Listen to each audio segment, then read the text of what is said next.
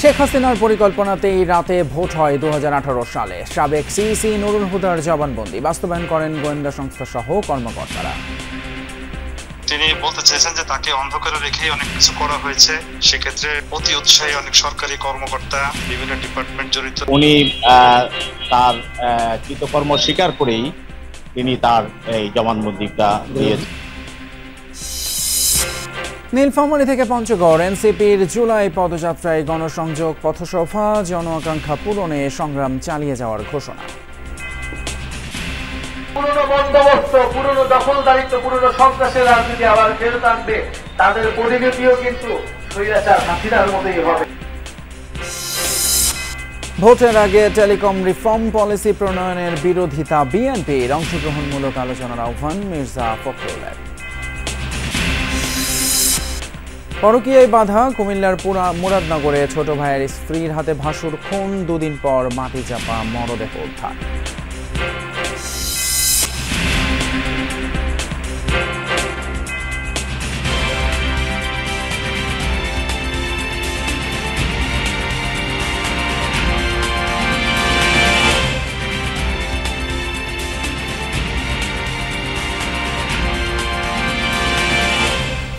সবাইকে আমন্ত্রণ, যমুনা নিউজে আপনাদের সঙ্গে আছি আমি ফয়সাল তিতুমির। এতক্ষণ শিরোনামগুলো দেখলেন। 2018 সালে অবৈধ নির্বাচনের পূর্ণ পরিকল্পনা এবং সহায়তায় ছিলেন শেখ হাসিনা। সাবেক সিইসি নুরুল হুদা তার জবানবন্দিতে কথা বলেছেন বলে জানালেন ঢাকা মহানগর আদালতের পিপি ওমর ফারুকী। এই জবানবন্দিতে সাবেক সিইসি বলেছেন, নির্বাচনে গোয়েন্দা সংস্থা এবং প্রশাসনের অতি উৎসাহী কর্মকর্তারা মাঠ দখলে রাখেন, আর পুলিশের অনুগতরা রাতে ব্যালটে সিল মারেন। নির্বাচন নিয়ন্ত্রণের দায়িত্ব ছিল এনএসআই এবং ডিজিএফআই-এর। নুরুল হুদা জানান, নির্বাচন পরিচালনায় যে প্রিজাইডিং অফিসাররা ছিলেন তারাও ছিলেন আওয়ামী লীগের অনুগত। মনিরুল ইসলামের রিপোর্টে বিস্তারিত।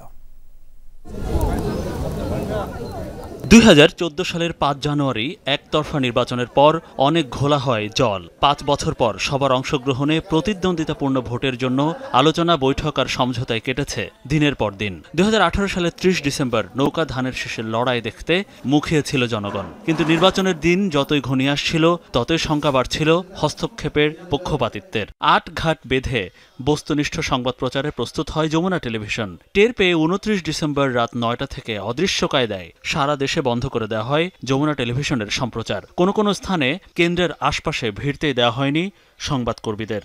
বিএনপি সহ অনেক রাজনৈতিক দল সবার সঙ্গে বৈঠক করে দেশের মানুষকে একটি সুষ্ঠু, অবাধ এবং নিরপেক্ষ নির্বাচনের আশ্বাস দিয়েছিল। 30 ডিসেম্বর বেশিরভাগ মানুষ জেনে যান রাতেই হয়ে গেছে ভোট। ওই ভোট কেমন হয়েছিল তা উঠে এসেছে তখনকার সিইসি নুরুল হুদার দেয়া 164 ধারার জবানবন্দিতে। জানিয়েছেন, তৎকালীন ইসি সচিব হেলাল উদ্দিন আহমদ ছিলেন অনেক কিছুর মূলে। রিটার্নিং কর্মকর্তা ও মাঠ প্রশাসনের নিয়ন্ত্রণ নেওয়া হয় প্রশাসন ক্যাডারের মাধ্যমে, আর জালিয়াতিতে সর্বোচ্চ ক্ষমতা ও বাস্তবায়নের দায়িত্ব ছিল গোয়েন্দা সংস্থা এনএসআই ও ডিজিএফআই-এর। নুরুল হুদা দাবি করেন, নির্বাচন কমিশনারদের অন্ধকারে রেখে আগেই সব হয়। কনস্টিটিউশনতে 90% থেকে 100% পর্যন্ত ভোট পড়েছে, যেটা তার জন্য বিব্রতকর হয়েছে। সাংবাদিকরা অনেক জায়গায় জিজ্ঞাসাবাদ করেছে। তিনি বলতে চেয়েছেন যে তাকে অন্ধকারে রেখেই অনেক কিছু করা হয়েছে। সেক্ষেত্রে অতি উৎসাহী অনেক সরকারি কর্মকর্তা, বিভিন্ন ডিপার্টমেন্ট জড়িত, সুবিধাভোগী যারা, তারাই এটা করেছে। ইন্টেলিজেন্স থেকে এবং বিভিন্ন জায়গা থেকে, সরকারি যে বিভিন্ন দপ্তর থেকে যে রিপোর্টগুলো করা হয়েছে, সেগুলো তো ফেয়ার, সুন্দর নির্বাচন হয়েছে বলে তাকে জানানো হয়েছিল। কিন্তু পরে উনি জানতে পেরেছেন যে এইগুলো আসলে তথ্যগুলো সঠিক দেওয়া হয়নি। আদালতে জবানবন্দিতে সাবেক এই সিইসি জানান, নির্বাচনের সময় পার হবার পর তিনি জানতে পারেন অনেক কেন্দ্রে ভোট পড়েছে ভোটারের চেয়েও বেশি। অনেক জায়গায় রাতেই হয়ে গেছে ভোট। তিনি উল্লেখ করেন, পদত্যাগ করবেন তেমন পরিস্থিতিও ছিল না। সব মিলে ওই সময় তিনি অনুভব করেন সব শেষ হয়ে গেছে। বিচারকের কাছে এমন নির্বাচনের জন্য অনুতপ্ত বলেও জানান নুরুল হুদা। তার জবানিতে এসেছে, অবৈধ এই নির্বাচনের পূর্ণ পরিকল্পনা ও সহায়তায় ছিলেন সাবেক প্রধানমন্ত্রী শেখ হাসিনা। নিশিরাতের প্রধান নির্বাচন কমিশন হিসেবে বলা হয় এ কে এম নুরুল হুদা। 164 ধারায় যে জবানবন্দি দেওয়া হয়, সেই জবানবন্দিটা উনি দিয়েছেন এবং উনি তার কৃতকর্ম স্বীকার করেই তিনি তার এই জবানবন্দিটা দিয়েছেন। আওয়ামী লীগ আমলে অনুষ্ঠিত 3টি জাতীয় নির্বাচনে অনিয়ম, কারচুপির অভিযোগে সাবেক প্রধানমন্ত্রী শেখ হাসিনা ও সাবেক 3 প্রধান নির্বাচন কমিশনারকে আসামি করে মামলা করেন বিএনপির একজন নেতা। মামলায় সাবেক 2 সিইসি এখন কারাগারে। মনিরুল ইসলাম, যমুনা নিউজ, ঢাকা। অবাধ, সুষ্ঠু এবং নিরপেক্ষ নির্বাচন অনুষ্ঠানে সেনাবাহিনী প্রস্তুত। তবে সেজন্য নির্বাচন কমিশন থেকে নির্দেশনার অপেক্ষায় রয়েছে বাহিনী সদস্যরা। এমনটাই জানিয়েছে সেনা সদর। 5ই আগস্টের পর লুট হওয়া অস্ত্রের 80% উদ্ধার করেছে সেনাবাহিনী। আর গুমের সাথে বাহিনীর কোনো ঊর্ধ্বতন কর্মকর্তা জড়িত থাকার প্রমাণ পেলে আইনগত ব্যবস্থা নেওয়ার কথাও জানা হয়েছে নিয়মিত ব্রিফিংয়ে। আমাদের আজকের প্রেস ব্রিফিংয়ের উদ্দেশ্য বনানীতে সেনা সদরের নিয়মিত ব্রিফিং। নির্ধারিত বক্তব্যে মিলিটারি অপারেশনস পরিদপ্তরের colonel staff colonel Shafiqul Islam গত কয়েক সপ্তাহের অভিযান এবং আটক ও উদ্ধারকৃত অস্ত্রের তালিকা তুলে ধরেন। 26টি অবৈধ অস্ত্র ও 100 রাউন্ড গোলাবারুদ। পরে প্রশ্নোত্তর পর্বে ত্রয়োদশ সংসদ নির্বাচন নিয়ে সেনাবাহিনীর অবস্থানের কথা জানান তিনি। বলেন, ইসি থেকে এখনো কোনো নির্দেশনা আসেনি। নির্দেশনা পেলে অবাধ, সুষ্ঠু ও নিরপেক্ষ নির্বাচন অনুষ্ঠানে প্রস্তুত বাহিনীর সদস্যরা। নির্বাচন নিয়ে আসলে অনেক মতামত বা তথ্য আমরা দিয়েছি, বাট ফ্যাক্ট ইজ আমরা এখন পর্যন্ত নির্বাচনের নির্দেশনা পাইনি। আমাদের নিজেদের মধ্যে একটা প্রিপারেশন অবশ্যই আছে, যেটা আমরা নির্বাচন কমিশন থেকে যখন নির্দেশনা পাবো সেই নির্দেশনা মোতাবেক যে কোনো ধরনের, যাতে করে আমরা একটি অবাধ, সুষ্ঠু, নিরপেক্ষ নির্বাচন করতে পারি, তার জন্য সকল ধরনের সহযোগিতা করতে আমরা বাংলাদেশ সেনাবাহিনী প্রস্তুত আছে। 5 আগস্টের পর লুট হওয়া 80% অস্ত্র এখন পর্যন্ত উদ্ধার হয়েছে বলেও জানান তিনি। এছাড়া পার্বত্য এলাকার আইন শৃঙ্খলা নিয়ন্ত্রণে টহল জোরদার করেছে সেনাবাহিনী। গত 2 সপ্তাহে পার্বত্য চট্টগ্রামে সেনাবাহিনী কর্তৃক অভিযান পরিচালনা করে 13টি আগ্নেয়াস্ত্র উদ্ধার করে, 23 জন সন্ত্রাসীকে গ্রেপ্তার করে এবং একটি ইউপিডিএফ এর ক্যাম্প ধ্বংস করে। এ সময় গুমের সাথে বাহিনীর ঊর্ধ্বতন কর্মকর্তাদের জড়িত থাকার বিষয়ে বলেন, প্রমাণ পেলে আইনগত ব্যবস্থা নেওয়া হবে। কিছু কিছু সেনা সদস্য যারা ডেপুটেশনে ছিল তাদের বিরুদ্ধে গুমের সাথে অভিযোগ এসছে এবং তাদের তদন্ত চলমান রয়েছে, এবং তাদের এই তদন্তে যদি গুমের সংশ্লিষ্টতা প্রমাণ পায় তাহলে অবশ্যই সেনাবাহিনী, বাংলাদেশ সেনাবাহিনী তাদের বিরুদ্ধে যথাযথ আইনানুগ ব্যবস্থা গ্রহণ করবে। মব ভায়োলেন্স প্রতিরোধে বাহিনীর সদস্যরা প্রস্তুত বলেও জানান কর্নেল শফিকুল ইসলাম। জানমালের ক্ষতি সাধন, mob violence. Ahmed Reza, Jamuna news, Dhaka.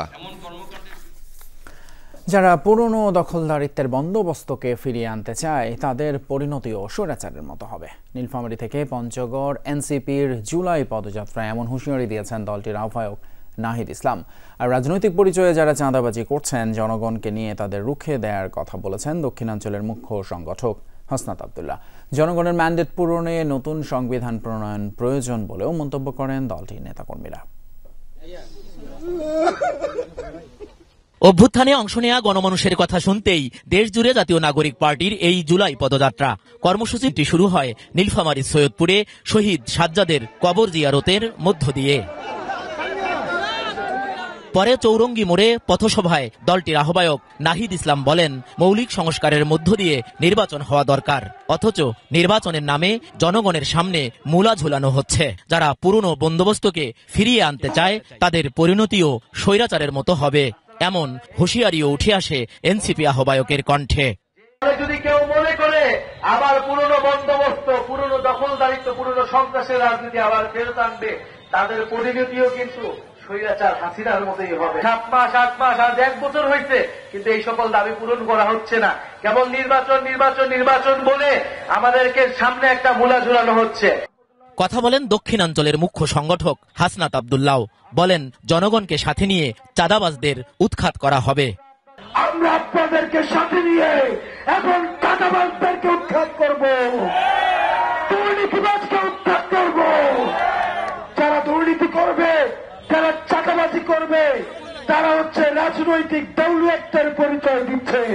এ সময় বিহারি ক্যাম্পও পরিদর্শন করেন এনসিপির শীর্ষ নেতারা। দাবি করেন, বর্তমান সংবিধানে দেশের মানুষের কোনো ম্যান্ডেট নেই। মানুষ চায় রাষ্ট্র কাঠামোর পরিবর্তন ঘটুক, মানুষ চায় একটা শান্তির জীবন। এই বিষয়গুলো যাতে সংবিধান দ্বারা রক্ষিত হয় সেটা ট্রান্সলেট করা আমাদের দায়িত্ব। তো সেই জায়গা থেকে অবশ্যই নতুন সংবিধানের প্রয়োজনীয়তা সবাই উপলব্ধি করতে পারছে। নীলফামারীতে পথসভার পর পঞ্চগড়ে পৌঁছায় এনসিপির গাড়িবহর। সেখানে পদযাত্রা শেষে পথসভায় বক্তব্য রাখেন নেতৃবৃন্দ। জুলাই অভ্যুত্থানের বর্ষপূর্তিতে পর্যায়ক্রমে দেশের 64 জেলায় জুলাই পদযাত্রা কর্মসূচি পালন করবে দলটি। বাঁচানো সম্ভব হয়েছিল। মাঝারুল মান্নান, যমুনা নিউজ, পঞ্চগড়। জাতীয় নির্বাচনের আগে একতরফাভাবে টেলিকম রিফর্ম পলিসি প্রণয়ন সমীচীন হবে না মনে করে বিএনপি। বৃহস্পতিবার গুলশানে চেয়ারপারসনের কার্যালয়ে এক সংবাদ সম্মেলনে মন্তব্য করেন মহাসচিব মির্জা ফখরুল ইসলাম আলমগীর। তিনি বলেন, পলিসিতে গুরুতর কিছু সমস্যা রয়েছে যা সংশ্লিষ্ট খাতের টেকসই উন্নয়নকে বাধাগ্রস্ত করবে। অংশগ্রহণমূলক আলোচনার পর পলিসি চূড়ান্ত করার আহ্বান জানান তিনি। টেলিকম নেটওয়ার্ক ও লাইসেন্সিং রিফর্ম পলিসি 2025-এর খসড়া চূড়ান্তের উদ্যোগ নিয়েছে সরকার, যেখানে আন্তর্জাতিক কল আদান প্রদানকারী 23টি IGWO এবং আন্তঃ অপারেটর সংযোগ সেবাদানকারী 24টি ICX কোম্পানি বিলুপ্ত হবে।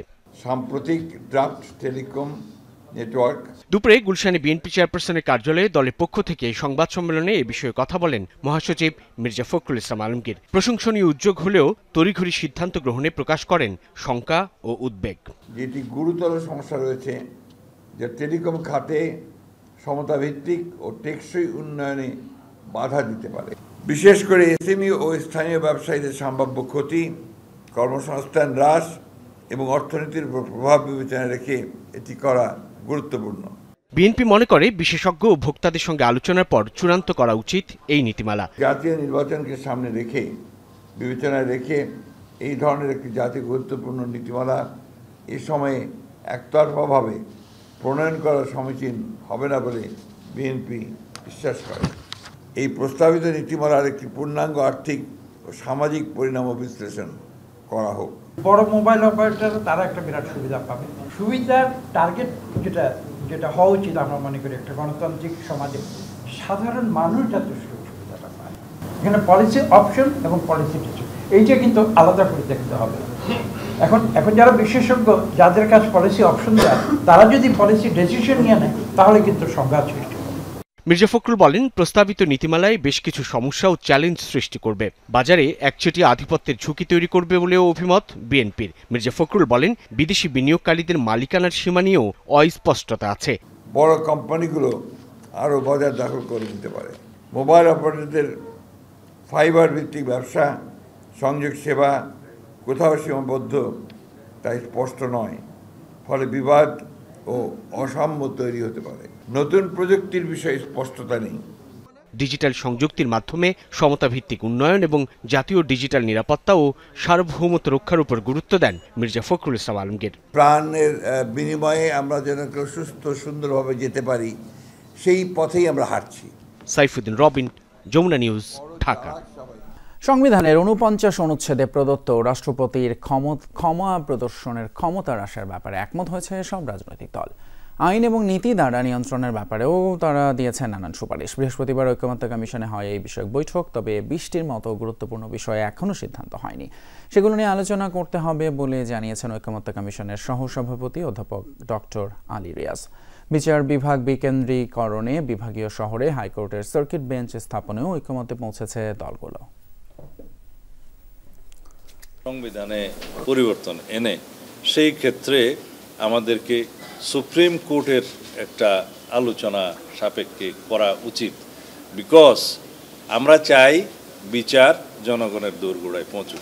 বিচারকদের সঙ্গে, হাইকোর্টের সঙ্গে, সুপ্রিম কোর্টের সঙ্গে আলাপ আলোচনা করে, পরামর্শ করে তাদের শর্ত সাপেক্ষে তারপরে স্থায়ী বেঞ্চগুলো স্থাপনের সিদ্ধান্ত গ্রহণ করা যায়। এনশিওর দি জাস্টিসকে নিশ্চিত করার জন্য এবং ক্ষমার ফাঁকে যেন কোনো দুর্বৃত্ত বা কোনো দাগি খুনি আসামি এখান থেকে ছাড়া পেয়ে না যায়। রাজধানীর চাংখারপুলে 6 জনকে গুলি ছুঁড়ে হত্যার ঘটনায় মানবতা বিরোধী অপরাধ মামলার অভিযোগ গঠনের শুনানি শেষ। 8 আসামির বিষয়ে অভিযোগ গঠনের আদেশের দিন 14 জুলাই ধার্য করেছেন ট্রাইব্যুনাল। বৃহস্পতিবার দুপুরে বিচারপতি গোলাম মর্তুজা মজুমদারের নেতৃত্বাধীন 3 সদস্যের আন্তর্জাতিক অপরাধ ট্রাইব্যুনাল 1 এই তারিখ ধার্য করেন। সকালেই শাহবাগ থানার বরখাস্ত পুলিশ পরিদর্শক আরশাদ, 3 পুলিশ কনস্টেবল সুজন, ইমন এবং নাসিরুলকে ট্রাইব্যুনালে হাজির করা হয়। মামলার পলাতক 4 আসামি হলেন ডিএমপি সাবেক কমিশনার হাবিবুর রহমান, সাবেক যুগ্ম কমিশনার সুদীপ কুমার চক্রবর্তী, রমনা অঞ্চলের সাবেক অতিরিক্ত উপকমিশনার শাহ আলম মোহাম্মদ আক্তারুল ইসলাম এবং রমনা অঞ্চলের সাবেক সহকারী কমিশনার মোহাম্মদ ইমরুল। 2024 সালের 5 আগস্ট মার্চ টু ঢাকা কর্মসূচিতে আসা ছাত্র জনতার উপর চাঙ্খারপুলে এলোপাতাড়ি গুলি ছোড়ে পুলিশ। এ সময় নবম শ্রেণীর শিক্ষার্থী আনাস সহ 6 জন প্রাণ হারান। এই মামলার আনুষ্ঠানিক অভিযোগ গত 25 মে আমলে নেন আন্তর্জাতিক অপরাধ ট্রাইব্যুনাল। শেষ মুহূর্ত পর্যন্ত প্রচেষ্টা চালিয়েছিলেন এবং এই প্রচেষ্টা চালানোর জন্য তারা যে এহেন অপরাধ নাই যেটা করেনি। একজন কনস্টেবলকে আপনারা দেখেছেন গুলি করছে কাকে? যে লোকটা তার থেকে অনেক দূরে আছে, যে লোকটা ঢিল মারলে তার গায়ে লাগবে। সুপেরিয়র রেসপন্সিবিলিটির কথাটা ওইটা বলেছি আমরা। আর একটা বিকারিয়াস লাইবিলিটি, এখানে এই মাস্টার অ্যান্ড এজেন্টের ব্যাপারে আমরা যেহেতু সে একটা আন্ডারে আছে, কমান্ডের আন্ডারে আছে, সে কমান্ডের আন্ডারে একজন কনস্টেবল সেই কমান্ডটা পালন করেছে। একের পর এক অপরাধ হয়েই চলেছে কুমিল্লার মুরাদনগরে। এবার পরকীয়ায় বাধা দেয় আপন ভাসুরকে হত্যার অভিযোগ উঠেছে ছোট ভাইয়ের স্ত্রীর বিরুদ্ধে। বৃহস্পতিবার দুপুরে ইউসুফনগর গ্রামে একটি বসত ঘরের মাটির নিচ থেকে নিহত মনির ইসলামের মরদেহ উদ্ধার করা হয়। আটক করা হয় মনিরের ছোট ভাইয়ের স্ত্রী শাহিদা আক্তার, তার প্রেমিক ইব্রাহিম এবং ইব্রাহিমের মা আমেনা খাতুন। পুলিশ জানায় শাহিদার সাথে বিবাহ বহির্ভূত সম্পর্ক ছিল একই গ্রামের ইব্রাহিমের। ঘটনাটি জানতে পেরে মনির শাহিদাকে শাসন করে। এরই জেরে মঙ্গলবার মনিরকে হত্যা করে নিজ বাড়িতে মাটি খুঁড়ে পুঁতে রাখে ইব্রাহিম এবং শাহিদা। দৃশ্যটি ইব্রাহিমের মা আমেনা খাতুন দেখে ফেললে তাকেও হত্যার হুমকি দেয়। তবে স্থানীয়দের চাপের মুখে বিষয়টি স্বীকার করে আমেনা বেগম। পরে তার দেখানো জায়গা থেকে উদ্ধার করা হয় মরদেহ।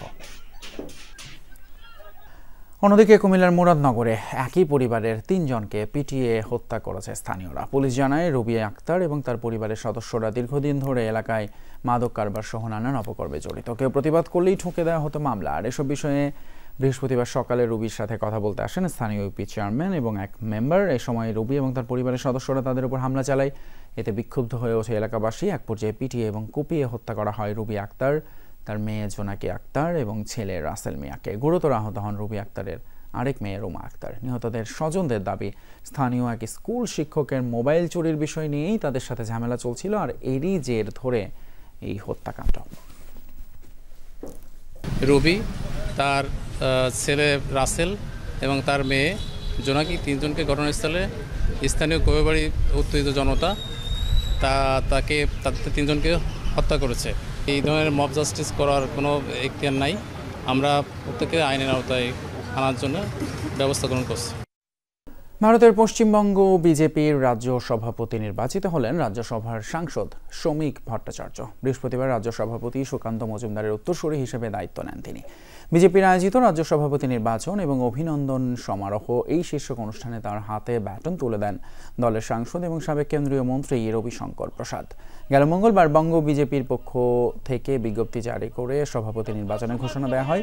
এই অনুষ্ঠানে আরও উপস্থিত ছিলেন সাবেক রাজ্য সভাপতি সুকান্ত মজুমদার, বিরোধী দলনেতা শুভেন্দু অধিকারী, সাবেক রাজ্য সভাপতি রাহুল সিনহা, অসীম ঘোষ সহ বিজেপির বহু নেতাকর্মী। সভায় বিজেপিকে ভোট দিয়ে জনতাকে একজোট হওয়ার বার্তা দেন শ্রমিক। না ফেরার দেশে পাড়ি জমালেন পর্তুগিজ তারকা ফুটবলার দিয়াগো জোতা। স্পেনের জামোরায় আকস্মিক এক গাড়ি দুর্ঘটনায় প্রাণ হারান 28 বছর বয়সী লিভারপুল স্ট্রাইকার। একই দুর্ঘটনায় মারা গেছেন জোটার 26 বছর বয়সী ছোট ভাই আন্দ্রে জোটা। তিনি খেলতেন পর্তুগালের 2nd ডিভিশনের ক্লাবে। স্প্যানিশ গণমাধ্যম AS জানিয়েছে রাত 12:30টার পর এই ফুটবলারদের গাড়ি অপর একটি গাড়িকে অতিক্রম করতে গেলে হঠাৎই টায়ার বিস্ফোরণ হয়, যার প্রভাবে গাড়ি ছিটকে পড়ে সড়কের বাইরে এবং দ্রুতই তাতে আগুন ধরে যায়। 28 বছর বয়সী তারকার সদ্য সমাপ্ত মৌসুমটা শেষ হয়েছিল 2টি বড় ট্রফি জিতে। লিভারপুলের হয়ে ইংলিশ প্রিমিয়ার লিগ এবং পর্তুগালের হয়ে জিতেছেন ইউএফএ নেশনস লিগ। এছাড়া মাত্র 10 দিন আগে এই দীর্ঘদিনের বান্ধবী রুথ কার্ডোসোকে বিয়ে করেছিলেন ডিয়াগো জোতা। তাদের দাম্পত্য জীবনে রয়েছে 3টি সন্তান।